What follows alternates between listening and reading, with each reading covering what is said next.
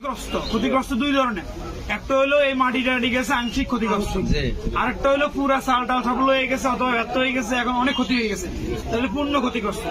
এই তালিকাগুলো করে সঠিকভাবে আমাদেরকে দিবেন। আমরা তাৎক্ষণিক আরো কি করতে পারি, আবার এই মেরামতের জন্য কি করতে পারি, সময়ের ব্যাপার হবে, তবে আপনারা সহযোগিতা পাইবেন ইনশাআল্লাহ।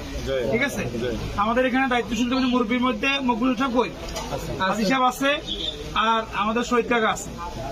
আপনারা হলে তত্ত্বাবধান করবেন, প্রকৃত নামটা যেন আসে।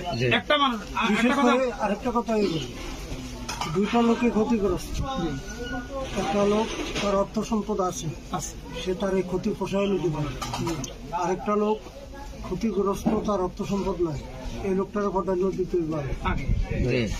আলহামদুলিল্লাহ। তো এই ক্ষেত্রে আপনার লিস্টটা যেন ভালোভাবে, বিশেষ করে শরীফ আছে, আমাদের মোল্লা ভাই আছে, দিদার আছে, যুবক যারা আছে